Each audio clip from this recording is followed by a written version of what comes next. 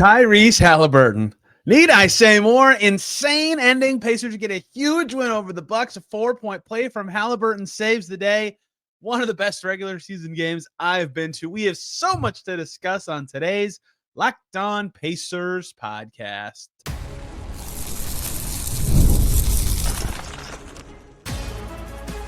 You are Locked On Pacers, your daily Indiana Pacers podcast, part of the Locked On Podcast Network, your team every day.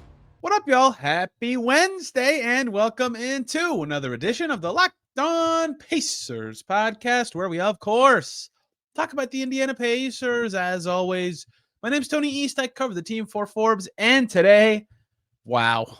I mean, just wow. Tyrese Haliburton, a miracle-ish, an unbelievable play, a built-up moment. For those of you really entrenched in the Pacers, so many moments of lore. Amazing shot at the buzzer over a superstar. Just an unbelievable shot. Pacers beat the Bucks. Not a must-win game, but a very important win for them at this stage of the season. We'll talk about that later. Pascal Siakam was so good. That gets relegated to a later topic today. We start at the end. Why would I start anywhere else? One of the best shots I've seen in person, especially in the regular season. One of Tyrese Haliburton's best shots of all time. If for some reason you did not see it and you are learning about it from this moment, or you just want to relive it, Pacers give up a 3 to Gary Trent. They give up a 5-point lead in the final 3 minutes. They're down 2.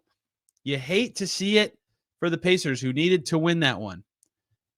And then they had to intentionally foul Damian Lillard after Andrew Nembhard missed 2 wide open threes and then a free throw that would have tied the game with 7 seconds to go. So the Pacers blew their 5-point lead inside the last 3 minutes and missed chances to take the lead back or tie the game. Damian Lillard hits 2 free throws with 3.9 on the clock. It looks over. It looks like the Pacers are going to lose a third game in a week, during which they held a fourth quarter lead. It looked rough. It's hard to get off a 3 when you're down 3 with under 4 seconds to go. The other team can foul. Well, the astute of you will remember the 2024 playoffs, where the Pacers ran a crazy football play against the Boston Celtics. Ironically, in that game, it was also 114-111 at the time they ran it. Aaron Nesmith got a wide open 3, as good a look as you can get, in that moment. Just missed it. Pacers run it again, slightly different, little different cross in the middle. Tyrese Haliburton's route is a little different, and Haliburton just gets open on the left wing. Andrew Nembhard bounces in a nice little tidy inbounds pass, and Giannis Antetokounmpo freaks out. He's guarding Myles Turner in the basket, runs out / over to contest Haliburton's 3, and Tyrese Haliburton, I don't know how he did it. I don't know how he could see the rim with Giannis flying at him like that. I don't know how he got that power on that shot to get it to the basket with the way he faded when he jumped. I don't know how he stayed in bounds. I don't know how he kept his composure when getting fouled, but he did all of it and just flung it up and made it and drew a foul with 3.4 seconds to go. It was a bang play, perfectly executed. Haliburton said that when they run that play in practice before, he made that shot the first time and then has never made it since, right? In that moment, you're trying to get up a 3. That's what that play allows. It's hard to switch because guys are running so fast from so far away. There's so much crossing and confusion. Guys are getting bumped. It worked perfectly, and it was a masterful, unbelievable shot. Haliburton has to sit on it for several real-life minutes before a huge pressure free throw that he hits. Giannis misses at the buzzer. Decent look, and the Pacers win. What an unbelievable shot. The stones, the moment, the difficulty was just ridiculous. So a couple things that make this cool to me, just beyond anything else. One, on the call. This is a TNT nationally televised game. 21 lead changes, like a really fun game. Lots of fans are still tuned in, right? No one turned that game off. And Tyrese Haliburton with Reggie Miller on the call, a Pacers legend who has done that in Indy many times. Legendary shots in big moments against star players. Reggie Miller there in the building. Got a standing ovation during the second quarter. And Reggie was there and got to see it. John Haliburton, that's Tyrese's dad, was at the game. And I don't want to make him part of the story, but he got up and walked over to the TNT table and high-fived Reggie Miller during the review. Him and Tyrese, huge hug after the game, after the final buzzer. Adorable moment. Like, they were relishing it. It was an unbelievable shot. That was the thing number one that made it exceptional, is that Reggie Miller was there. Thing two is, this is, to me, the second, you could even argue, it's probably the coolest shot of Haliburton's career. The second most important or iconic or signature, whatever you want to say.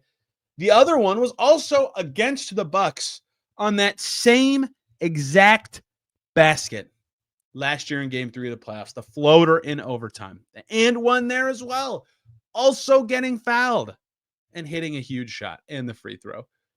The parallels, I mean, it just was ridiculous. My angle was like perfect to see him get it up, and then I couldn't see Haliburton. He got knocked down. I mean, I cannot believe he made that shot. I truly cannot believe it. Of the shots I've seen in my life in person, Chris Middleton last year, Pascal against the Celtics this year, regular season only. I guess Chris Middleton was playoffs. Pascal against the Celtics this year, DeRozan's half-court shot came to mind, and I was trying to think of some. Victor Oladipo's buzzer beater in his return game. I've seen some crazy shots in some crazy regular season games, some in the Pacers' favor, some drastically against them. This one, given the Reggie in the building factor, and this part might get lost to history, unfortunately, given the weight of this game for the Pacers, this was their most important game this season to this point, given the degree of difficulty, given Reggie in the building, given the division rivalry, given the playoff rivalry from last year, returning from injury for this game, one of the greatest shots I've ever seen in a regular season game. Absolutely sensational. With my own eyes, I should say, in the building, from Tyrese Haliburton. He talked a lot about it after the game. I was actually surprised a little bit how well he kind of kept his composure talking to us after the game, because that's one of the best shots he's ever made. And he was so happy to make his own moment there. And, he talked about his hip injury, and he talked about how fun it is to compete. And I can't believe he wasn't over the moon, because that was unbelievable. The building lit up. Tyrese Haliburton. Return from injury was really good in this game. The stats don't show it perfectly. He did some things wrong, but finishes with 14 and 10, was passing his tail off. I bet his potential assist number is well over 20 in this game. He was overpassing at times, passed out of 3 open layups. One of them, he was so frustrated, he slammed the bench when he comes out, right? His teammates were not making shots. The Pacers missed a ton of open threes. Before that shot, this was about to be my notes for the lead of a disappointing loss. The Pacers were 4 for 17 on threes in the second half. They blew a lead in the fourth quarter. So much was going wrong. Haliburton has 10 and 10 returning from his hip injury. He's 1 for 5 from deep and 4 for 11 from the field. Kind of a pedestrian game, despite getting a ton of defensive attention and passing very well, but the shots haven't been falling for his teammates. And instead of that being the story, who cares? Instead, it's a signature shot in a signature game. Everyone was going crazy for the Pacers. They got the stop afterwards. He hit the free throw. It was a defensive foul. He was inbounds. The Bucks did not score. What an incredible moment. It's so rare that a regular season game can be that capturing, but every element was like adding to it. The national TV part of it, the Reggie Miller part of it, his family part of it, the importance of the game part of it, the fact that it kind of trickled away, him returning from injury. It was just all one more cool thing after another to tell a perfect story of one shot. I couldn't believe it. I truly thought they lost. I thought they lost after the Gary Trent 3 that made it 112-110. No, they did not. Pacers get it done. So much more to talk about. So where this ranks in my favorite regular season games ever. Haliburton returning, Siakam's great game, why this was so important, and so much more on today's Locked On Pacers. Before we get to any of that, we need to talk about two great groups of people. First up, the good folks over at WayFair. Your home should reflect your style, and with WayFair, it's easier than ever to make that happen. Whether you're looking for a simple refresh or tackling a big home project, WayFair has everything you need in one place. Their huge selection makes it easy to find the perfect piece no matter your space or budget. From cozy furniture and stylish decor to kitchen essentials and outdoor must-haves, WayFair has it all, and at prices that fit your budget. If you're looking for the perfect rug to tie your living room together, Wayfair's got a ton of stylish options at great prices. Their site makes it simple to compare styles. Your order will arrive fast with free delivery, and you'll be surprised to find everything from storage solutions to patio decor. Making it your go-to for all things home, head over to wayfair.com and find something that's just your style today. That's WayFair.com. Wayfair, every style, every home. Let's also very quickly talk about TurboTax. This is a message from our sponsor, Intuit TurboTax. Taxes was waiting and wondering and worrying if you were ever going to get any money back. Then waiting and wondering and worrying some more. Now Taxes is matching with a TurboTax expert who can do your taxes as soon as today.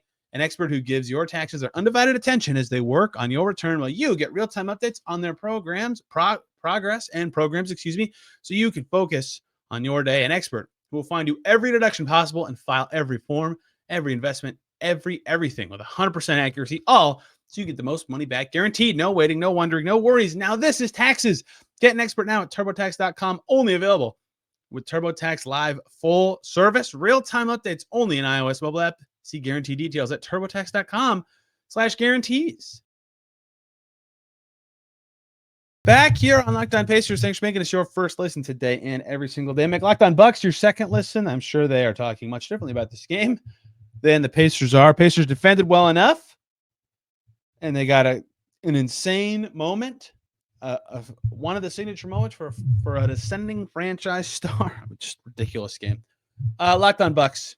We'll talk about Giannis's passing and some good stuff that went for the Bucks in this game. I was talking about this with somebody else about the best regular season games I've been to or seen, and that shot alone puts this in the top, like, already before I even really dove in. I was like, okay, this is going to be in the top 10 to 5.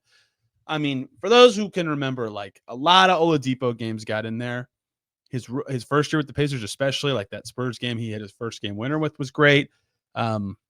I was not at that one myself, but the game he returned from injury against the Bulls and hit the game tying 3, that was something. I mean, that was an eruption. Towels with his number on it, that's up there. This Haliburton game, Pacers Celtics from last October when the Pacers were 1-3 and on the brink of a disaster start, and then kicked the Celtics' tail for 43 minutes before choking and then winning in overtime with huge shots from Siakam and Haliburton. That one immediately popped into my brain. There's been a lot. Some great DeRozan games, not in the Pacers' favor necessarily in that case. There's been a lot, and this is up there. It was just awesome stuff. The Suns game where Booker had like 60-something and Toppin hit a game winner. That one was incredible. That was last season. Haliburton in Miami is like one of his signature shots, but I wasn't at that one. I'm just thinking of recent. It doesn't matter. This is one of like, there's a chance for a lot of people in attendance, most if not. That was the greatest game and shot they've ever seen. I mean, it was just awesome. Let's talk about the rest of the stuff. One, Haliburton returning, huge for the Pacers. We'll see what the rest of the week looks like. He did talk about what his hip injury was all about. It actually was something he was dealing with for a while, even as he was putting up, bigger numbers earlier in the month. He said he'd been dealing with it for a few weeks. He got to the point where the pain was lingering so much that he wanted to evaluate it the right way for the rest of the season. Said that days of rest and strength testing have been good for it. He doesn't want it to linger come playoff time. Hence the timeline and how it worked out the way it did. It wasn't bothering him too much by the end, but he didn't have the same gusto and pop he did coming out of the break, I would say. But awesome passing game from him, like I mentioned in the first segment. Hit the biggest shot he's made in the calendar year 2025. Good to have him back for the Pacers because even without the stats, he was very important, right? You could see it with the way he was being covered. The Bucks were afraid they'd bring 2 to him. That's why he was able to set up so many guys for open shots, and the Pacers just couldn't make a 3.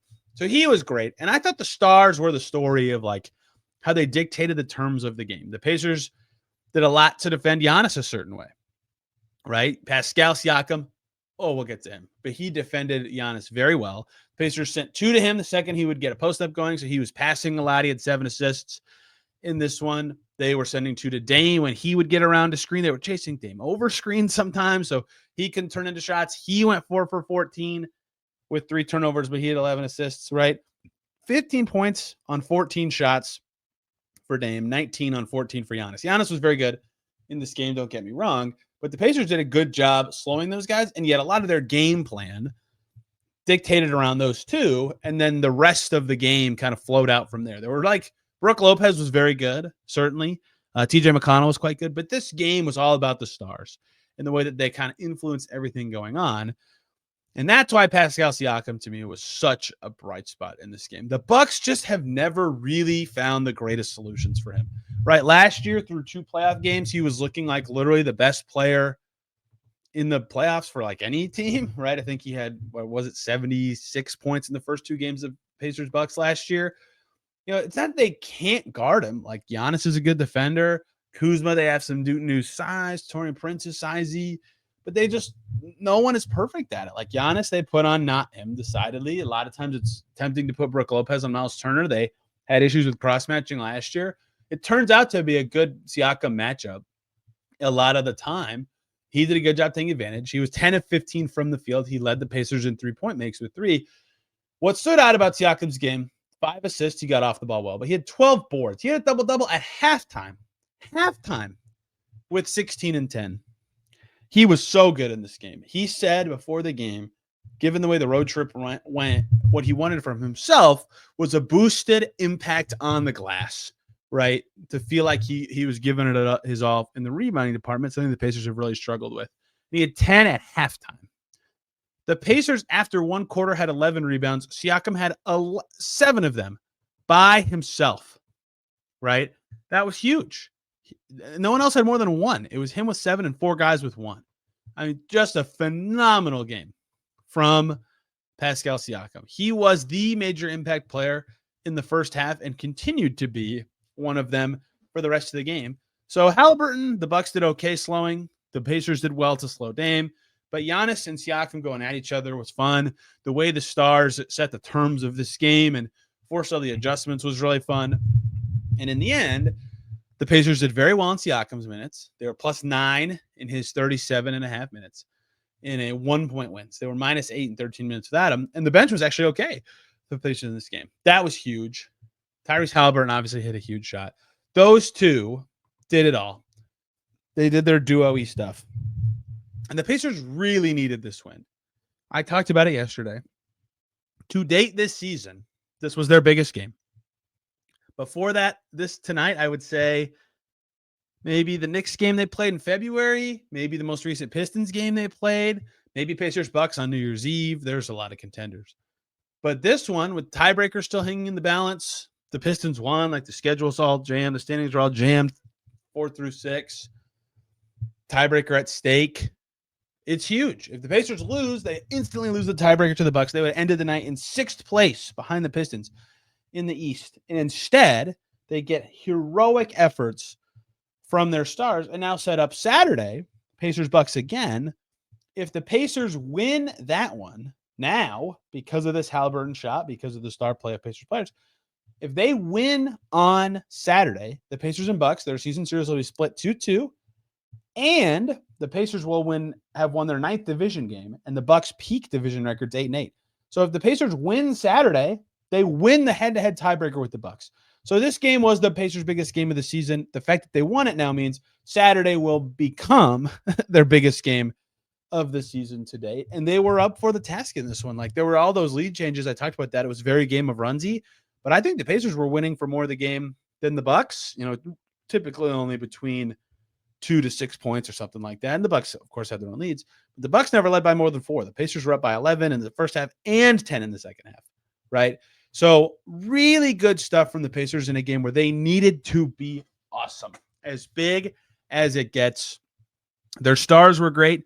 Their plan on some Bucks stars was great. Their composure was huge. Getting their team back, recovering from the back-to-back was massive. They get 2 days off now to bask in a major, major win. A lot of other stuff to get to from this game, other players who were important, stuff that wasn't so good, and so much more to close out today's Locked On Pacers. Before we get to any of that, we need to talk about Skims. When I found out Skims was making underwear for men, I was intrigued. I've heard so much about their quality from friends and family. I had to give it a try. And let me tell you, it lives up to the hype. I've always had issues with underwear, fit or comfort, or just finding the right style. It can be really challenging. Skims changes all that. Their men's line offers something for everyone, from boxer briefs to classic briefs, all designed with the perfect balance of comfort and style. They have their stretch briefs, which, if you're a boxers guy, they're the way to go, right? They are sleek and lightweight, super comfortable. Feels like you're wearing nothing at all, but still all fairly secure. Where it matters most when it comes to underwear, Skims is the best, right? Shop Skims Men's at Skims, skims.com/LockedOnNBA and Skims stores. Let them know we sent you after you placed your order. Select podcast in the survey and select our show in the drop-down menu that follows. That is on skims.com. Back here on Locked On Pacers, thanks for making us your first listen today and every single day. Make Locked On NBA your second listen. You can hear me and Wes Goldberg talk about this game and the night that was in the NBA on Tuesday night. Some other fun ones around the league. Cavs won. They clinched the Central Division. Can't believe the Pacers are not going to win that. Yeah, it was fun. Wes Goldberg and I got into the weeds around the league. I still can't believe Haliburton hit that shot. I mean, it was just crazy. That is a 10% at most shot, and he made it. Other Pacers who were good. So the thing that will stand out, and correctly in some ways, to everyone about Andrew Nembhard's game is he had 2 wide open threes in the final something seconds. I'll make sure I have it exactly right as I continue talking. He missed both, right? Painful stuff. He missed 1 3 when the Pacers were down 2 with 39 seconds to go. Nesmith missed the 3 before that. And then Nembhard had another 3 that I can't remember when that also would have given the Pacers a lead. And it did not drop. But then he had a free throw. He had 2 foul shots at 112, 110. And he missed the first. He made the second. So tough stuff for Nembhard. I don't say all this to pick on him. The opposite. Before that free throws and those missed threes, he had not missed in the whole game. He was 4 for 4 from the field, 2 for 2 from the stripe, or 2 for 2 from deep, and 2 for 2 from the stripe. 12 points, 3 assists for Nembhard, who defended Dame Lillard quite well. So yes, the shots that people will remember did not go in, but his general game was quite good. Aaron Nesmith showed more off the dribble juice with 3 made 2s. Myles Turner was going inside. In fact, the Pacers won this game to me. If you had to point to one stretch, besides obviously the last shot, where they were awesome, the beginning of the fourth quarter. The teams were tied at 88 entering the fourth, and Siakam and Turner scored 11 points. Just those two. A Turner cutting layup, a Turner 5-foot layup, and then a Siakam 3, a Siakam driving dunk, and a Siakam fadeaway. In under 3 minutes to start that third quarter, it led to a Bucks timeout. It was a huge stretch. They were just punishing a group with no Brook Lopez and no Giannis on the floor at the same time. That was Myles Turner's best stretch of the game. And then the bench was once again quite good. I said this after the Chicago game. If the Pacers got the bench they've had basically in any of their last 3 games, last Thursday in Atlanta, they win that game. Right? Their bench was so bad that night. And it has been better since. Mathurin was good. 5 for 12 on his way to 17 points. He got to the line. He made 3 threes. His jumpers in the first half were huge in keeping the Bucks away. He plays quite well against the Bucks, right? One of the teams that he would have been the most helpful against last season in the playoffs, and the Pacers did not have him. Thomas Bryant came alive late. The second half of this game might be the best half he's played since the All-Star break, period. Jericho Sims was not playing well for the Bucks. He was minus 17 despite making all of his shots, but he just wasn't playing that great, and Thomas Bryant took advantage of that. He hit a big 3. He had 3 boards. He had 10 points. He was plus 4. And then TJ McConnell, again, an awesome game from him. One of the best he's had in some time. Also recovering from injuries. He goes 6 for 9 with 7 assists and 4 steals, plus 10 for McConnell, a team high. They got great bench play from those 3, Bryant, Mathurin, and McConnell, which was enough for those units to be good, with Shepherd being pretty in this one, and Obi Toppin barely playing, only a minute and some change for Toppin in the first half. He finishes with 5:31. A lot of that's that Siakam was very good, and they needed him out there as much as possible. Toppin just hasn't been playing well recently, right? So tough to get him rolling. He didn't do much. Tony Bradley had 1 rebound. I think the NBA counted that as a rebound with 0.2 seconds of total playtime in the game. But regardless, the Pacers got really good stuff from their bench. They got awesome stuff late from Haliburton. Pascal Siakam was quite good. Turner's early fourth was important. Andrew Nembhard's defense on Lillard. Everybody chips in something, right? That's what it takes sometimes. You can really tell just by the point totals. If Nesmith had 1 more point, the Pacers would have 8 guys in double figures. They finish with 7. So good win for the Pacers. And like a generic point I want to make, because I just ran through all the players, right, individually. Haliburton returned, and a lot of hubbub, rightly, was made about what the team couldn't do without him and how much worse they look without him. All stuff that was mostly accurate to me.